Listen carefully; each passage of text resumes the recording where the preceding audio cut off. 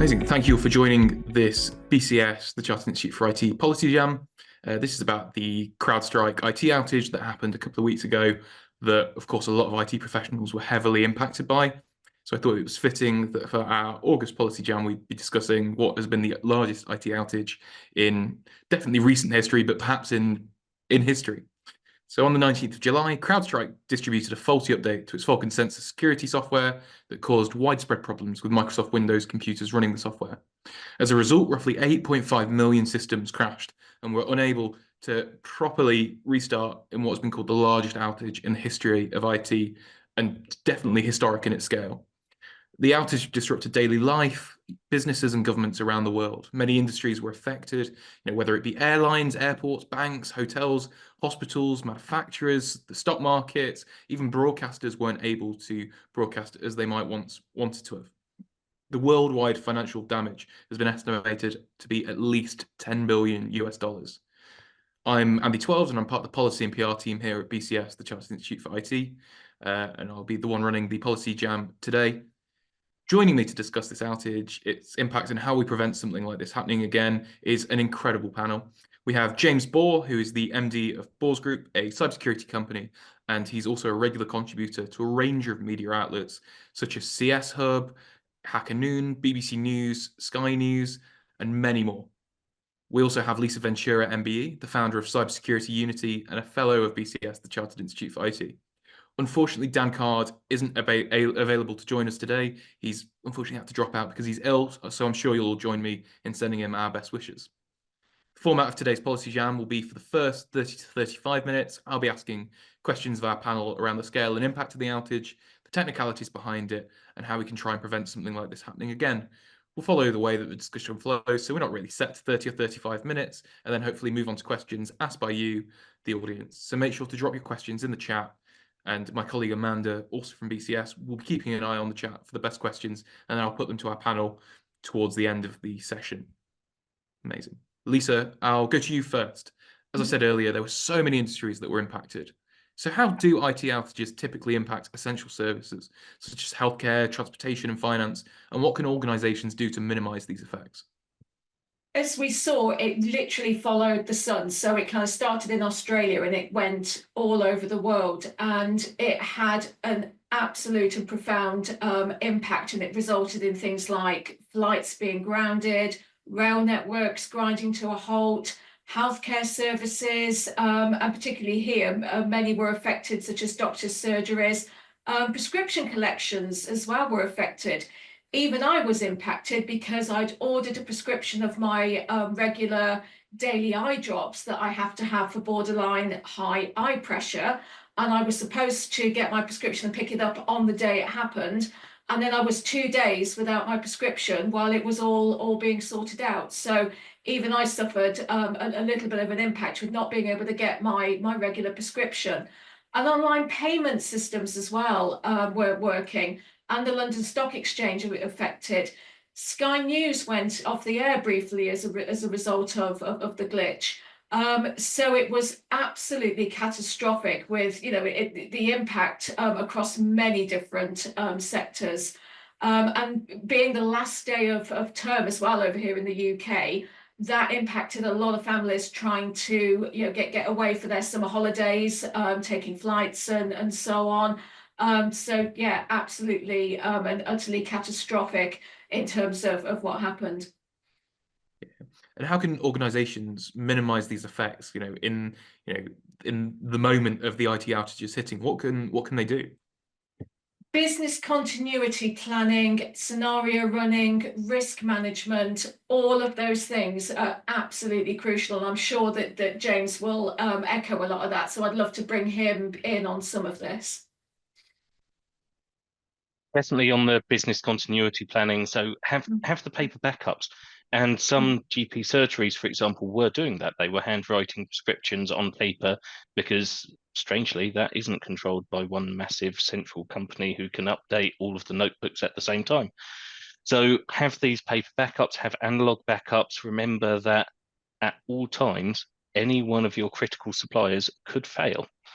And be ready for it, plan for it. Don't have all your eggs in one basket. Now, the problem is when you're dealing with something like CrowdStrike, you're talking an expensive technology which has to be applied almost universally across your estate to be effective, or you've got to have an entire duplicate estate. Everyone has to have two laptops running two entirely separate technology stacks. There's no real way around that because of the way we've built this technical ecosystem we're working with. Amazing, amazing. Keeping with you, James, you're a media contributor. Looking at it from a media perspective, how do you feel that the public who are predominantly non-technical viewed the outage, and what were some common misconceptions that you saw from both broadcasters and the wider consumer?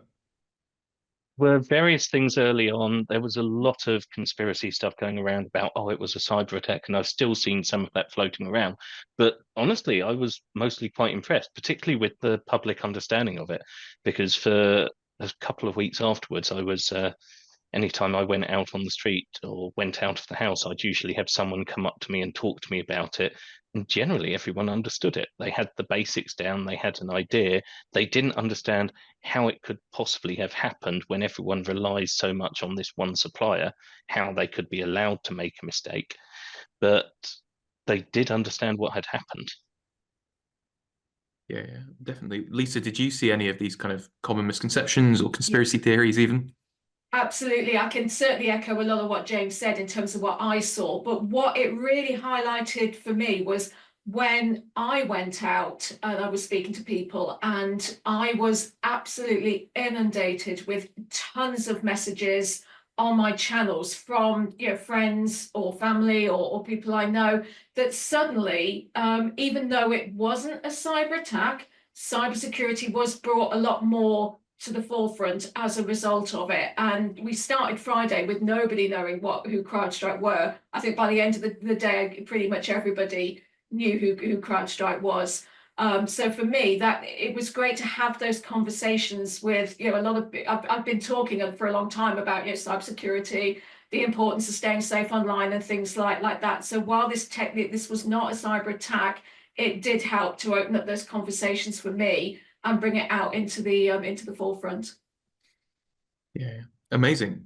So you said that cybersecurity has been brought to the very forefront of the media, and I think that's incredibly positive. Do you think this has highlighted the importance of having strong cyber teams and having that technical knowledge at all levels of companies, both tech and non-tech companies? I'll go to Lisa, you first. Absolutely. So, Andy, from my perspective, I do a lot with supporting smaller businesses and SMEs with their cybersecurity posture and being safer online. And in 2024, it's still, I just shake my head when I speak to a lot of smaller businesses, and they'll say to me, even now, we're too small to be targeted. We don't need to worry about it. And I just sort of think, goodness me, if say that we all know it's not true, but say it was just for a second that they're too small to be impacted. What about their supply chains? How can they be sure that the companies and the organizations that they're dealing with are as important and impacted? And for me, it has brought those conversations and those discussions into the forefront as well. And I think businesses now of all sizes, whether they be one-man bands, micro businesses, smaller business SMEs, or enterprise level, I think they are now starting to think more about their cybersecurity posture and how something can affect them. And I've just seen a comment come through on the chat, which I think was Eva, and you're absolutely right. The smaller organizations and the SMEs won't be able to afford CrowdStrike, so they probably wouldn't have been impacted by the breach specifically, but they may well have been affected if some of their suppliers or organizations that they were dealing with were using CrowdStrike. They may not have been able to make online payments, for example, or access certain healthcare things if they're in the healthcare space. So it would have still had a profound impact on them. James, again, the same question. Do you think this has brought to the forefront how important cybersecurity teams are to all kind of companies? For about a month, and then people will forget again. This isn't the first time this has happened. We've had AWS outages, we've had massive outages which were caused by an attack of some kind. This isn't new. It's getting well, it's multiple times a year. We're getting to the point where it's monthly. Yes, this one was larger and more obvious, but every time there's this same sort of talk of now everyone's going to be more aware, people are going to take more action, and then promptly forget about it after a few weeks. And I've seen that happening. Everyone's talking about the outage, but it's gone. It's tomorrow's news they care about. Um, I did want to pick up something from Gareth in the chat, though, the idea of the patch management or the change management approach to dealing with this or preventing these sorts of issues. Yes, there is absolutely an approach that can do this. We had it in the 90s. We had it when I was managing school networks in the early O's, and it was staged rollouts across the network so that you didn't do everything at once. You did your closest ones first, made sure they were working, and then you started rolling out further and further once you knew it wasn't going to break everything. But with the CrowdStrike one, they didn't make that possible. The way that they did the update basically said CrowdStrike know better than your IT team, your change management team, your patch management team. We are the experts and we know better, and we will just push out an update and you trust us. So that's where the issue came in there, that any staging, any tiering of the rollout wouldn't have helped. Yeah. So you said that, they pushed it out and forced it out. The chief exec of CrowdStrike is going to be appearing in front of the US Congress in the next couple of days. What do you think will come of that? What questions do you think members of the House will be asking him? And, how do you think he'll really come across and explain himself for the chaos that he's caused over the last, well, not him, but his company has caused over the last few weeks? It's much in the way of excuses for it. I mean, yes, mistakes happen, but they didn't prepare for mistakes happening. They had no safety measures. They had no way for customers to control it. And the mistake they let through was bad enough that it broke things really, really badly. Now, there is an argument for, okay, but we could say all customers are responsible for having diverse technologies across their estate, so one thing can't take them down. That costs a fortune. CrowdStrike and similar solutions are not cheap. They are not easy to run. They are highly complex. That's not what we need. What we need is them to just be better. Lisa? I'd love to come in a little bit on this. I've had a look at some of the comms that they've put out in terms of what they say that they're going to do to prevent this happening again. And it's things like they'll improve rapid response content testing by using testing types such as local developer testing, content update and rollback testing, stress testing, stability testing, and content interface testing. And they say that they're also going to add in additional validation checks to the content validator for rapid response content. They're also going to have implement a staggered deployment strategy in which updates are gradually deployed to larger portions of their sensor base. And that will start with a canary deployment and improve monitoring for both center and system performance. So they've put out some stuff that they say that they're going to do. Is it going to be enough? The jury's out on that, I think. Amazing. James, did you want to say something just before I pass it over to Lisa? Well, I had a problem with the comms that they put out, and it was the use of one particular word. And it was when they said, we've deployed a fix. Yeah. Because they didn't fix anything. What they did was stop the problem getting worse, and that took hours to find it, despite the fact that other people, third parties, had found it. And then once they'd found it, to resolve it and push that out to their distribution network so it was no longer breaking systems. That's not a fix. And I felt the language they used there was very indicative of the position they felt they were in, and was not especially respectful of the impact they had had. And all of the other comms since then have been honestly getting worse. The $10 voucher, for example, for Uber Eats did not go down well, particularly when it was flagged up for fraud. Definitely. So Lisa, I'll go to you first. What do you think are some effective strategies and technologies that organizations can implement to prevent IT outages from occurring in the first place? Whether that is, like I think it's Martin in the comment section is suggesting with Sophos, he can control the rollout of the engine across the estate. What kind of specific things do you reckon people can implement? Certainly going on a lot of what they've put out in terms of the improvements that they say that they will going to make, which, as I said, the jury's out on that, and really, doubling down on all their testing efforts, having that environment and so on. But I think that whatever they do and whatever they deploy, nothing is infallible at all, and it could still absolutely happen again.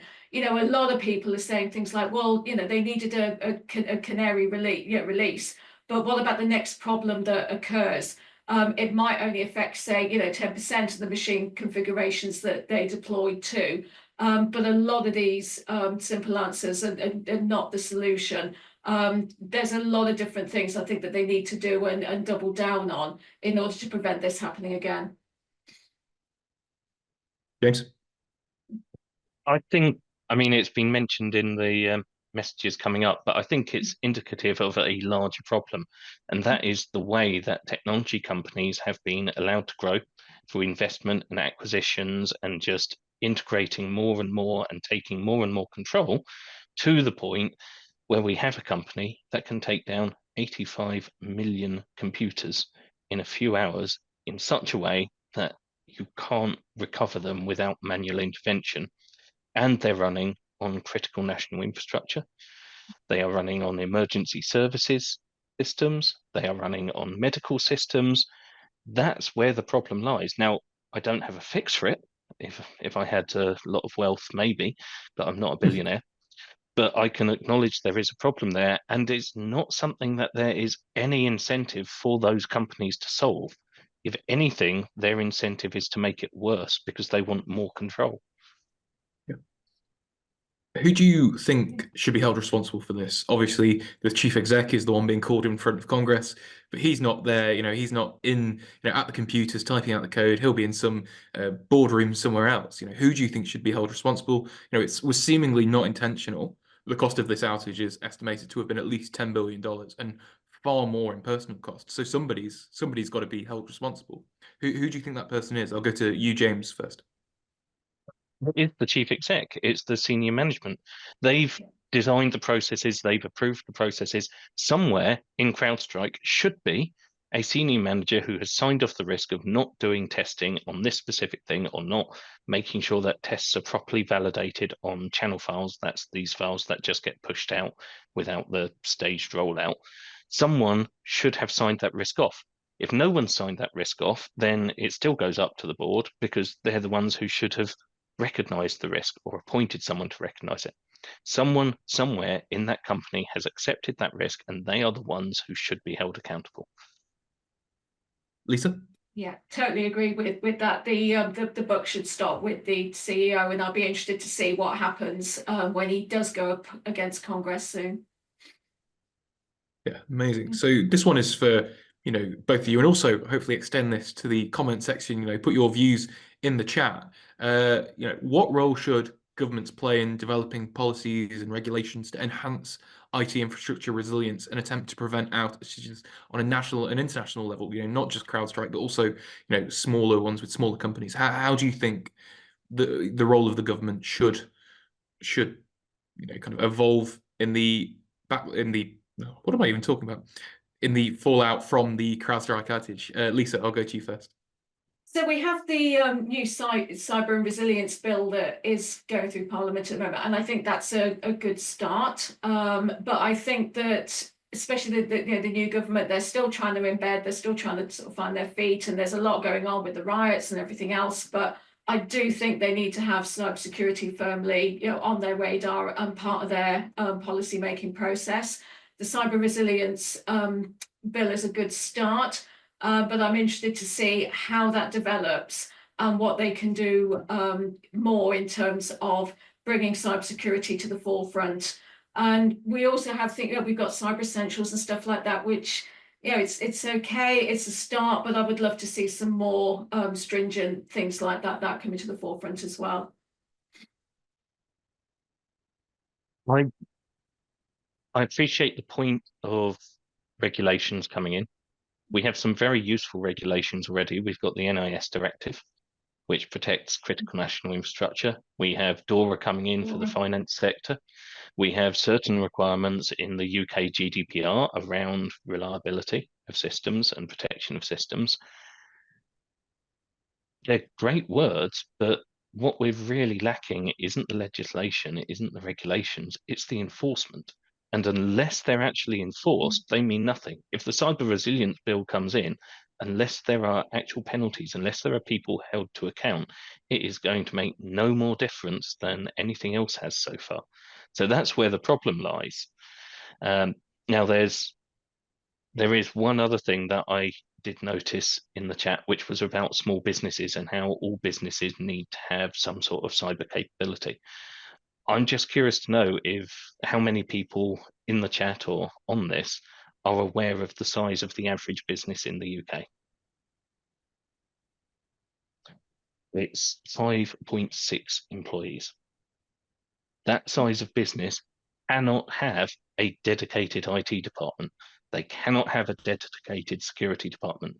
They can't have someone who can do the testing. They can't have someone who can do the business continuity. And that's the mean average. The modal average is actually 0 employees, because the vast majority of businesses, 72%, have 1 or less employees because they're holding companies, they're self-employed directors. So saying all businesses should be held to account for this, all businesses should be capable of this, it's not practical.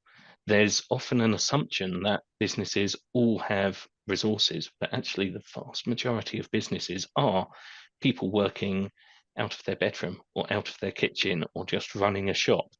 They cannot, in any realistic way, take accountability for their own cybersecurity because they've been utterly let down by the people who build the technology. And if I just come in on that a second, I know that Sir Keir Starmer has been saying that every business and everybody should have cybersecurity at the forefront and needs to issue these warnings. But there's not a lot there, as James said, to back up those things that he's saying at the moment. And I'm watching with interest to see where that goes. Yeah, amazing. I know that BCS, we had a cybersecurity kind of policy position paper come out last week. We launched it exclusively in the Independent, if you want to read it. And one of the suggestions in the paper was that the current cybersecurity code of practice, which is currently voluntary, be turned mandatory for all organizations and all limited companies. I'd like to get your views on that. James, I'll go to you first. All limited companies is a huge number. It's millions of businesses. And again, we've got plenty of businesses out there who aren't even really aware of GDPR or PCI DSS, despite the fact they might use card payments. They'll just outsource it and not consider it because they are too small to read the legislation. They don't have time for that. They don't have the expertise, and there isn't the communication. I spent quite a while talking to small and micro businesses about what they understood about cybersecurity. Now, the common theme with every single one I spoke to was they really cared about it and they understood it was a massive risk, and they had no idea how to do anything about it. And there was no guidance that fit them because it was all enterprise guidance or it was cut down enterprise guidance. And there were no resources available for them and there was no communication to them about what they should be doing. But every single one of them really cared about it more than I encounter with larger companies, because the difference is with a larger company, you have a cybersecurity incident. Oh, it's a day off work for most of the people, and it's a stressful day for the board and the incident response team. For a small business, you have a cybersecurity incident and your livelihood's just gone. You're not paying the mortgage that month. Now, they recognize that, but they are in a place of learned helplessness because there is nothing they can do because of the way we've built this ecosystem. Lisa, what are your views on that? Absolutely. And just going on from that with James, there are things like, as a starting point for smaller businesses, the NCSE's 10 steps to cybersecurity and things like that. not sort of perfect, but it is that starting point that they can go to for those resources. And of course, there's the board toolkit as well, also from the NCSC that they can use. So I think the resources are there. A key thing that I find is that many small businesses and micro businesses just don't know where to start or where to go to or who they can speak to for help with their cyber posture. So even if they are interested in doing something about their cybersecurity, they just don't have a clue on where to go or who to speak to or where to start. There are the Cyber Resilience Centre networks across the UK as well that are all police-led, and they've been set up to specifically help those smaller businesses with their cybersecurity posture, with free advice and resources to help them. But if they don't know that they're there or that kind of help exists, you can't really blame them for not having it on having cybersecurity on their radar. Yeah, amazing. So those are all of my questions. So we're going to turn to our viewers in the chat. So make sure viewers put your questions in the chat, and my eagle-eyed colleague Amanda will be scanning the comment section for the best ones, and I'll be putting them to our panel. So the first one is from Abby. As an educator, I'm interested to know what exactly was the reason behind this outage for me to share with my students. So the technical reason behind it was a poorly specified test which missed one parameter in what's called a channel file, which is a file that is pushed out to everything because it's not an update file, it's more rapid than that. So the testing missed that one parameter. That one parameter caused a memory overrun. That then pushed every single Windows computer that it went out to when it was trying to boot to do exactly the right thing. And this is important because people have said it's a Windows error. Yes, Windows threw an error. Windows threw an error because it recognized that a file, a configuration file, was trying to do something unsafe and outside what it was meant to. So it did what it's meant to do in those circumstances, and to prevent corruption or serious damage to the computer, it safely errored out and prevented any further boot. So that's what happened. It was handled exactly as it's meant to be by Windows. There are questions to ask Microsoft about allowing suppliers to do kernel updates, but then they were legally forced to do that. So yeah, someone specified 20 parameters instead of 21 in a test, and the 21st parameter was incorrect, and the 21st parameter broke a large portion of the world. Amazing. Lisa, do you have anything to add on that? Yeah. No, I think I can echo a lot of what James said on that one as well. That is a really good explanation of what happened. Amazing. Excellent. Hopefully, Abby, that has answered your question. Got a great question from Rachel. Have CrowdStrike talked about why the change could not be rolled back to recover more quickly? I'll go to Lisa first on this one. Okay. I haven't seen anything on Sun, James. Have you on that one? I haven't seen anything on it, but I No. do have what I think is a fairly reliable theory, and it's to do with the way that software now is distributed. So it's not that they had a single update server. They would have had thousands of different nodes and content delivery nodes across the world. On top of that, each update is highly complex, so finding out which one was at fault would have taken a while. Once you've found out which one's at fault, even if you're rolling it out, it's not instant. It's going to be a gradual rollout or a gradual fix as your replication of the update takes place. So that's going to be up to hours. Amazing, fantastic. Martin has asked, does the panel have any idea how it got past CrowdStrike's testing process?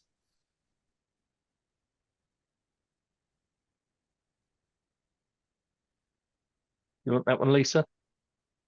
I think, yeah, go to you first, and then I'll come in, James. Humans make mistakes. They specified 20 parameters, whether that was an automated system which wasn't updated properly or wasn't rerun. Yeah, that was it. One parameter was missed. And when you're dealing with something of that complexity and scale, tiny mistakes massively multiply. Absolutely echo that. And it could even be just as simple as one full stop is missing out of that update or a line of code, and that just could be enough to completely break and roll, and for it to roll out in the way that it did. Amazing. We've got a question from Lizzie. Does anyone else agree that the ICO needs to get some more teeth and act on more complaints? Lisa, I'll go to you first. Absolutely. We are seeing the ICO make those fines, and some of those are becoming sort of more public in terms of being reported in the press.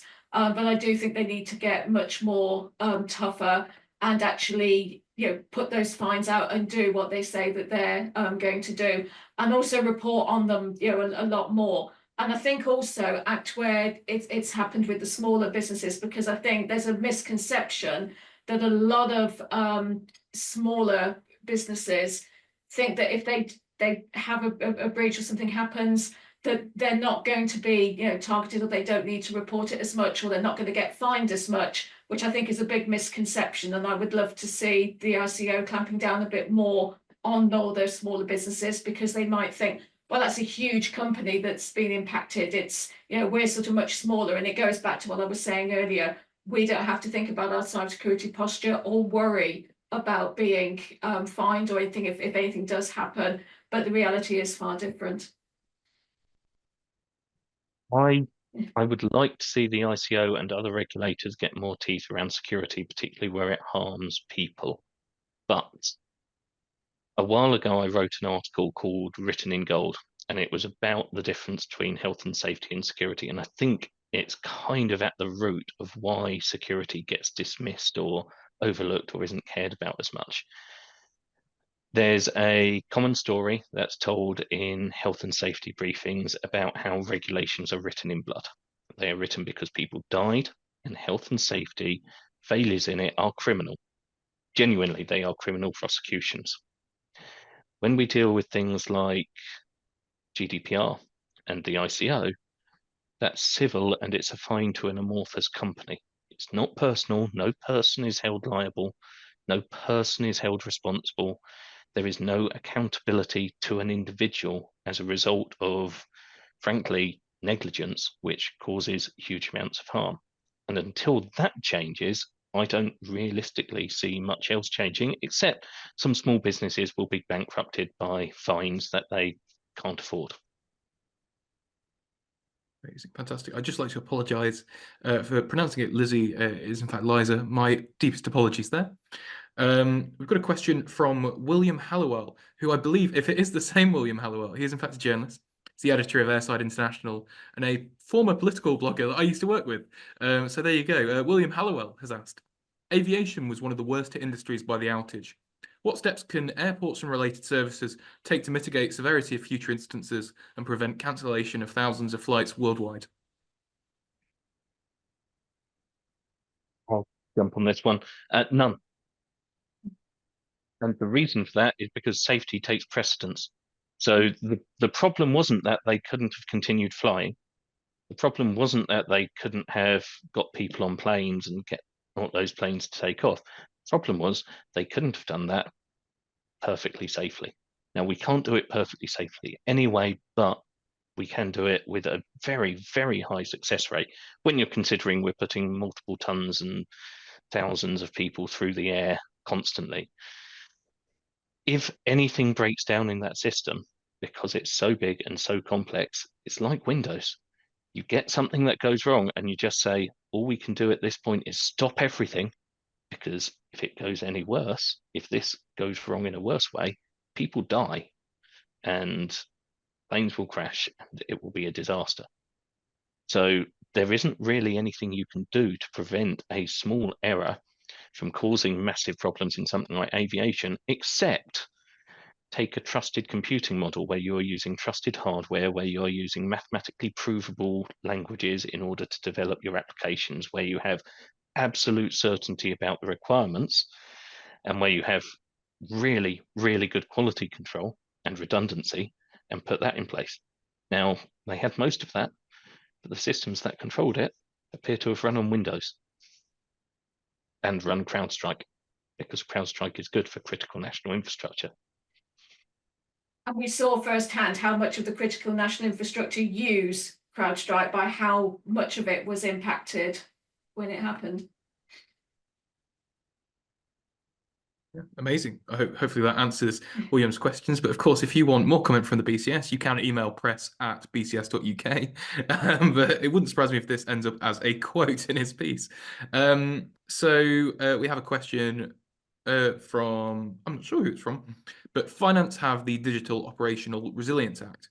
Should businesses be asking, what is the cost of not doing this? Lisa, do you want to go first? Absolutely. I think especially, and again, I can talk about the smaller business, and it'd be absolutely catastrophic if they are impacted. It could be the difference between them continuing or being put out of business and having to shut down completely. So for me, it's something that particularly the smaller businesses and SMEs can just no longer afford to ignore. James? I'd agree. I don't think smaller businesses and SMEs can afford to ignore it. I don't think they have a choice to ignore it in many cases, but they can't afford to. Amazing. Well, there you go. That's that question. Another question that we have is from Steve Watson. Companies have to put their trust in organizations to prove the services they need, especially if they're too small to run their own IT departments. How can BCS help small businesses make the right decisions? What would your recommendations be for BCS, the Chartered Institute for IT, to help smaller organizations make the best decisions?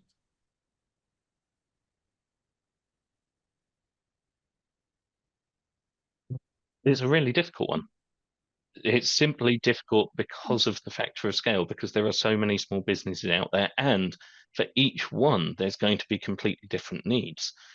Many of them run just through an Instagram account on someone's phone. That is the entirety of their small business. Others have 3 computers running accounts for 500 companies or 20 companies. And just getting basic messaging out to all of those isn't really possible. So my recommendation would be focus on getting the useful, practical advice that applies to just about everything, and on making available communications, make available groups, platforms, places where businesses can ask questions. There's organizations like the Cyber Helpline who do amazing work, but they focus on individuals. Something like that for businesses would be a big change. And I know we have the cyber resilience centers, but they are very focused on their particular area. And by that, I mean both domain and geographical area. And I mentioned I spent a few months talking to a number of small and micro businesses. Not a single one had heard of the cyber resilience centers. Not one. So at that point, yes, I'm sure they're doing good, but they are not big enough or resourced enough to do anything. And just coming in on that, James, even when I'm talking to some smaller businesses that should have cyber on their radar and they don't, and they're doing things that one organization recently has multiple Google Drive accounts because they don't want to pay to have the just one Google Drive account. So they've got a certain set of files in one account, a certain set of files in another, and then they're signing in and out whenever they want to go to that particular Google Drive, which having that multiple amount is quite a security risk in itself. And I've tried talking to them about that and getting to change that, and they don't want to because they don't want to pay for it. So there is a point where you just have to go, I've tried, there's the saying, you can, take the horse to the water, but you can't, make it drink. And if they suffer a breach or something happens to them, it's not for the want of trying on my part. Amazing, fantastic. So Ava has asked, could we be honest with boards and tell them the short of hosting non-cloud solutions, we have no defense against IT suppliers upgrade errors? Question mark. So a lot of technical language there that I don't quite understand, but I'm hoping you two can translate. Even if you're self-hosting, you have to trust suppliers. So to not trust suppliers, you would have to be building your own hardware, your own software, and hosting it yourself, and probably building your own solar panels. So ultimately, you've got to trust someone. And it's about where you place that trust. Now, I still think the issue is that accountability and who owns the risk has got lost somewhere in this shuffle. And that's kind of the whole point of this ecosystem, that the risk becomes so diffuse. You can't blame a person. You can't point at someone and say, you need to do better. So yes, we can be honest with boards, but realistically, what we need to be honest with them about is to say, there's really not much you can do about this. You have to accept the risk somewhere. You have to trust someone.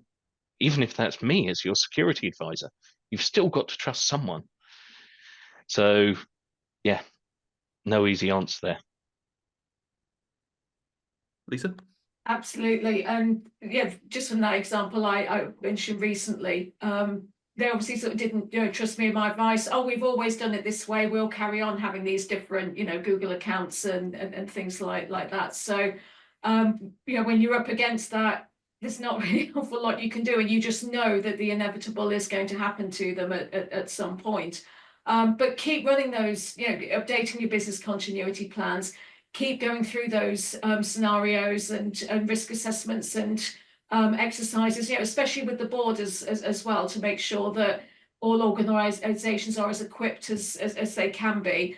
It's not foolproof. Mistakes will happen. People are human. But if you can keep all of that up to date and running them as much as possible, you'll have a much greater line of defense should the worst happen. Amazing, fantastic. So we've got a question from Rachel Gentry here. Panel's view on CrowdStrike's pointer to the terms and conditions that say it shouldn't be used for mission critical services / CNI services. James, I'll go to you first. It's not meant to be used for mission critical or CNI services. It's not fit for purpose. So if they're trying to point at something in their terms and conditions saying you shouldn't use this on any sensitive system, this security tool that we sell to be used to protect sensitive systems shouldn't be used on them.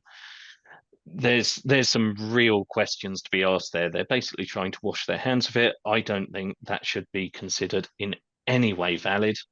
It's not the responsibility of the person buying a product that they have been sold as secure and safe to use on systems that require security to go back and do, I don't know, reverse engineering, inspect it, and do all of their own risk management around it, because they are buying it from a company that are marketing it as this safe, secure tool. I don't care what the terms and conditions say. Totally agree with that, James. It really is a get out of jail free card for them, and it shouldn't be. They should definitely update their terms and conditions to that effect. But see, that's what they're using to absolve themselves of any responsibility on it. Amazing. So we've got a question from Marnie Bird. Why are orgs not considering the possibility that someone will get through their firewall and that data breaches may occur? Do companies even test disaster recovery / business continuity anymore? Lisa, I'll go to you first. I think again, it's that head in the sand approach. I don't know what it is and why the messages aren't landing, but organisations still do think that it's not going to happen to them. And while that head in the sand approach is still there, there's still going to be an awful amount of apathy towards doing anything in terms of getting their cybersecurity posture and getting as secure as they can to avoid a data breach. That's an interesting one, because the answer is the companies I work with do that sort of testing and do want to protect themselves. Now, there's a couple of interesting numbers here. I think it's the Department for Digital Media and Sport. I can't remember the acronym, but they estimated there's 55,000 cybersecurity professionals in the UK working in specialist cybersecurity roles. About 70% of those are working for various security vendors. So they're selling cybersecurity products to everyone else or developing them. So that leaves maybe 20,000 for every other company to pull their security expertise from. There are 6 million companies in the UK. 20,000 does not go far. And when you're doing things like testing your business continuity plan, or even working out, hey, do I need one? Am I aware of this? At that point, you do need someone who is specialist, and they just don't exist. Equally, there's not the demand for them that there should be. So it's a problem on both sides there. Amazing, fantastic. So we've got another question from Liza. Uh, is it only SMEs having these issues? Suggest larger ones who can afford to wager how much a fine is worth, uh, because how much value changes or risky changes make for them. Do we need stronger whistleblower laws for ICT or IT? I'll go to Lisa first. I think we do, and I think it's certainly businesses all across the board are starting to have that impact. And when an incident happens, certainly the larger businesses can afford to think, well, it's happened, and we can afford to pay the fines, and we'll just get on with it, and we can recover more easily. Goes back to what I said earlier, that more of the smaller businesses and even some SMEs, it will be catastrophic to have that kind of incident happen to them and could potentially put them out of business. Agree with that, but I do think larger fines isn't the way to deal with this. For larger business, I've been in rooms where senior management of a company have said, okay, but the fine's only going to be 12 million at most, and we can wear that for a year. I've been in rooms where companies have gone, okay, so it's an extra % or 2% on every card transaction if we don't bother with PCI DSS. So we won't bother, it's cheaper not to. So they do have these discussions, and businesses are meant to have these discussions. It is about risk management. And when there's no personal accountability, that just comes down to the numbers. So the answer is yes. And they'll pass that on to the consumer as well. Yeah. We've got a question from Werner. When a company is set up, they must have a VAT number on company's house. This is mandatory. Should there be some kind of IT pack distributed at this point? So when they're set up, they need to have a company number. VAT is only when they register for VAT, which is now at a threshold of £90,000 turnover. So it won't be every company that has a VAT number, but every registered company will have a company number. And I think, yeah, that would be a great time to just distribute an instruction manual, a very basic instruction manual saying things like, have a list of all of your important systems. Spend some time thinking about what would happen if they were taken away and how you deal with it. I mean, that's the main thing for outages, but then also attacks. What's the important data you have? You could make a very simple pamphlet, and that would be a great time to distribute it. Totally echo that, James. I've been actually having conversations with the Chamber of Commerce's, the Federation of Small Businesses, even some of the accountancy firms locally. In fact, I'm going to one in a couple of weeks to give a talk around how they can get this information out to their clients, what sort of information they need to include in, as we said, that pack or that pamphlet, or just something that goes out. So for this particular accountancy company, they're my accountant, and they cover a very large area in terms of Worcestershire and the Midlands, and they want to get that advice out to every new business that comes on board with them as a client. And that's what I'm going to talk to them about in a couple of weeks' time. So looking at identifying those networks, institute of directors as well is another one, and liaising with them to get that information out, even if it doesn't come directly from company's house. Amazing, fantastic. So we've got 10 minutes to go now. So if you've got any burning questions, make sure to put them in the chat, because we'll probably be only taking 3 or 4 more questions. So make sure you put them in the chat for our panel. Martin says, wouldn't the IT pack say rely on Defender or budget for CrowdStrike? That's an interesting one. So we do a lot of work with our clients around tabletop exercises and scenario exercises to test these sorts of things. A lot of what comes up with certainly the smaller side of the SMEs where they don't have the in-house expertise is where we've got independent people running this, or even ourselves running it. Their response to a lot of the stuff is we'll phone Bors, because they'll walk us through and take care of us. And that's a reasonable response for them, because that's literally what they're paying us for. But there is a large dose of, well, we have to rely on the experts who've been through this and know how to go through. So yeah, the IT pack would probably say, find a trusted security expert who's willing to give you their mobile number and wake up at 4 o'clock in the morning because everything's on fire. Lisa? Totally agree with that, and that's something that I'm going to be saying when I go to see my own accountancy firm about this. And I'm also thinking of getting something together like this that I can get out, even myself, to those smaller businesses and people that I'm talking to, because I just have so many conversations around it. And I think half of the problem as well is those smaller businesses, as we said earlier, they just don't know what to do or where to start. So just having something that's tangible, that gives them the basics of what they need to do and the things that they need to consider. And also, I think getting a lot more awareness out to them about Cyber Essentials and Cyber Essentials Plus. It's not perfect, it's not the be all and end all, but it is that crucial starting point to get them thinking about it. Amazing, fantastic. And I think this is going to be a final question for the panel. We've been asked, what jobs or qualification does the panel see arising out of such problems in the UK specifically or in wider Europe? Lisa, do you want to go first? Yeah, I'll hand that one over to James first, if that's okay, and I'll come in. I remember back in the day, I know I look young, I'm not, but I remember back in the day, we used to have business continuity managers, even in smaller businesses. We used to have disaster recovery and resilience programs, even in smaller businesses. I think what's happened isn't so much that these are new jobs that need to arise. These are old jobs that need to be brought back.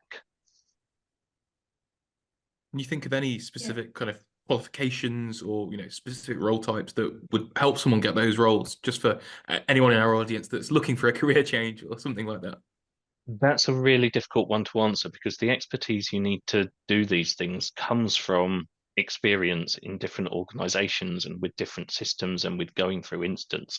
So there are things that you could do. You can sit through tabletop scenarios, you can review previous instance. There are standards you can look at. So there's an ISO for business continuity, for example, which gives you a great framework for it.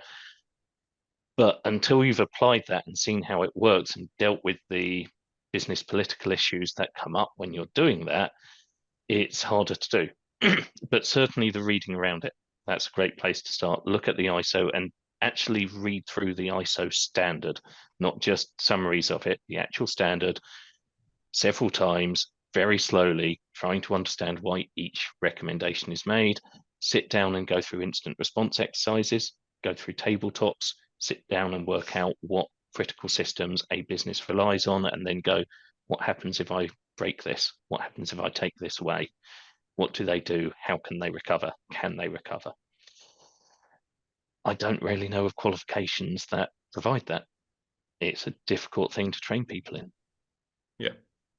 Absolutely, I'll echo that, James. And I've just come in from a bit of my own personal experience. So my transition from cybersecurity, from the world of, believe it or not, the entertainment industry, where I'd worked with Chris Tarrant for a number of years, was actually through my ex, who was in disaster recovery, in document management security, and then subsequently as a penetration tester, and then invented a software tool in their spare time that scans routers, networks, and firewalls, looks at the configuration files within, produces a detailed report of the vulnerabilities found. And it was at that point when we founded the business for that software tool that I transitioned into cybersecurity. So I've seen that whole change, that sea change over the years. And I agree, I think a lot of those roles need to be brought back, but you need the benefit and the hindsight of that experience to be able to do them well. And if it wasn't for my ex's career journey and that trajectory, that career path, and making that transition in 2009 into cyber, I wouldn't have got into it in the first place.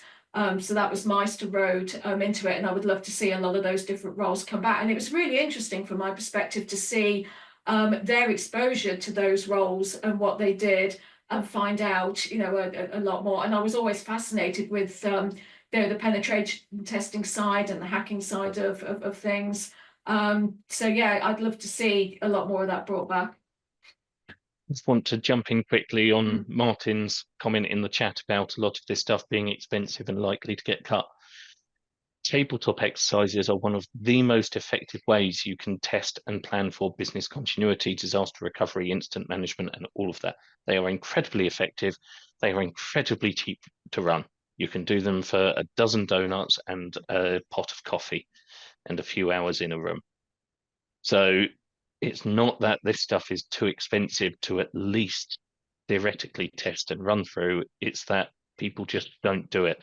There is a very strong focus on the much more technical and therefore expensive tests and operations around it. And we overlook the absolute basics. Amazing. Fantastic. I think we've hit 12:57, so we've actually hit a really good timer there for our comments. My only contribution to that would be I would encourage you to join BCS, the Chartered Institute for IT, as a member. That is how you can get a good start in the IT industry. Of course, I do represent the BCS, so I would say that. But I'd like to say thank you so much to my amazing panelists, Lisa Ventura, MBE, and James Bohr, especially Lisa, who stepped in pretty last minute to cover for Nicola. So really appreciate you guys coming and giving your wisdom to our amazing viewers. To the viewers, thank you all for coming and listening. Really appreciate you coming. This will be uploaded on YouTube, so if you want to watch it in your own time, that'll be going up on in the regular channels in a couple of days. And I look forward to seeing you next month for the next BCS Policy Jam. Thank you all.